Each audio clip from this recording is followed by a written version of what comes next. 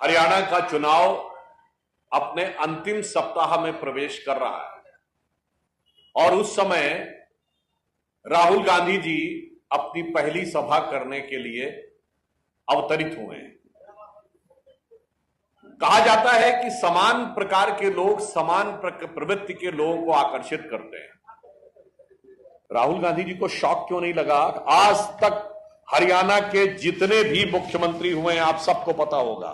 बताइए इसमें से एससी ओबीसी कौन है? कितने ओबीसी बनाए? आप अफसरों में पूछते हैं, पत्रकारों में पूछते हैं, जजों में पूछते हैं, आपने सबसे लंबे समय तक इस हरियाणा पर हुकूमत की है, कितने ओबीसी मुख्यमंत्री बताएं, कृपया बता के जाएं। हरियाणा का चुनाव अपने अंतिम सप्ताह में प्रवेश कर रहा है और उस समय राहुल गांधी जी अपनी पहली सभा करने के लिए अवतरित हुए हैं। कहा जाता है कि समान प्रकार के लोग समान प्रवृत्ति के लोगों को आकर्षित करते हैं। तो साहब वो अमेरिका में भारत के बारे में अनाप शनाप बोलने के बाद सीधे हरियाणा की धरती पर पहुंचे, तो उस स्थान पर पहुंचे और उस प्रत्याशी के प्रचार में पहुंचे जिसने शायद वो बात कही थी जो राहुल गांधी और कांग्रेस के नेतृत्व के मन की बात थी। वो बात क्या थी कि पहले अपना घर भरेंगे, सबका पहले अपना घर भरेंगे, उसके बाद देखेंगे। और ये मन की बात मैं क्यों कह रहा हूं? ये हर कांग्रेसी कार्यकर्ता के दिल की बात है, क्योंकि पिछली जो सरकार थी तो उसमें तो सिर्फ सबसे जो उनका मुख्य परिवार है, प्रथम परिवार के दामाद जी का घर भरा।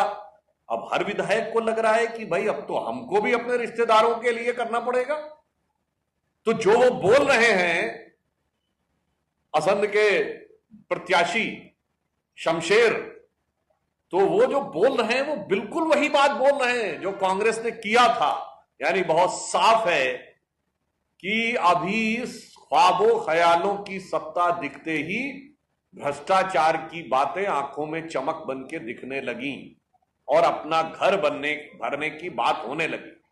दूसरी बात, कांग्रेस आजकल कहती है कि मेरे पास 7 गारंटी है, तो मैं भी आपको बताना चाहता हूं, यह सच है कि कांग्रेस के पास 7 गारंटी हैं, पर वो गारंटी 7 कौन सी?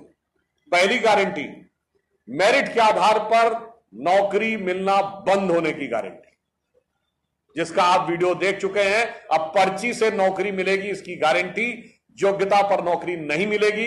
10 साल से हमारी यहां की सरकार ने खट्टर जी और सैनी जी के नेतृत्व में पारदर्शी प्रक्रिया से मेरिट के आधार पर बगैर शोर सिफारिश के जो नौकरी मिलती थी उसके खत्म होने की गारंटी। दूसरा, सभी कांग्रेसी नेताओं का अपना अपना घर भरने की गारंटी। अब सिर्फ प्रथम परिवार का ही दामाद का घर नहीं भरेगा, विधायक के प्रत्याशी बोल रहे हैं कि सबका घर भरने की गारंटी। तीसरी गारंटी, मिर्चीपुर गोहाना जैसे कांड, दुखद, दर्दनाक और दुर्दांत कांड जो कांग्रेस के शासनकाल में हुए, उनकी दोबारा होने की गारंटी। तीसरी, उनके विधायक के प्रत्याशी मोमन खान ने कहा है कि नूह का बदला लेंगे, अर्थात सांप्रदायिक सौहार्द बिगड़ने और तथा कथित बदले की गारंटी। पांचवी, कानून व्यवस्था ध्वस्त होने की गारंटी, जो आप बगल के राज्य पंजाब में देख चुके हैं। वहां जब से सरकार नई आई है तो जिस प्रकार की कानून व्यवस्था ध्वस्त हुई है, वैसे ही कानून व्यवस्था ध्वस्त होने की गारंटी। छठी गारंटी, जो वादा किया है वो वादा नहीं पूरा करेंगे और कोशिश करेंगे। तो सिर्फ 2 राज्यों का उदाहरण दे रहा हूं, आप अपने बगल में देखिए। हिमाचल की तरह खजाना खाली होने की गारंटी,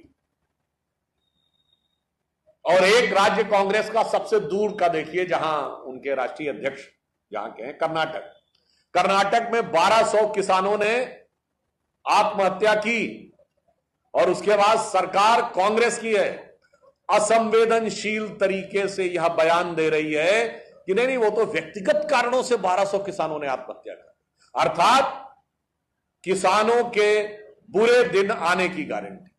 तो मैं पुनः कह दे रहा हूं, ये 7 गारंटियां कांग्रेस की हैं। मेरिट पे नौकरी नहीं, पर्ची से नौकरी मिलने की गारंटी, हर कांग्रेसी नेता का अपना घर भरने की गारंटी, मिर्चीपुर गोहाना जैसे कांड दोबारा होने की गारंटी, नूह का बदला कहने वाले अर्थात कानून व्यवस्था को ध्वस्त करने की गारंटी, खजाना खाली होने की गारंटी, किसानों के बुरे दिन आने की गारंटी, और एक सबसे बड़ी गारंटी जो कांग्रेस जहां सत्ता में आती होती, क्या?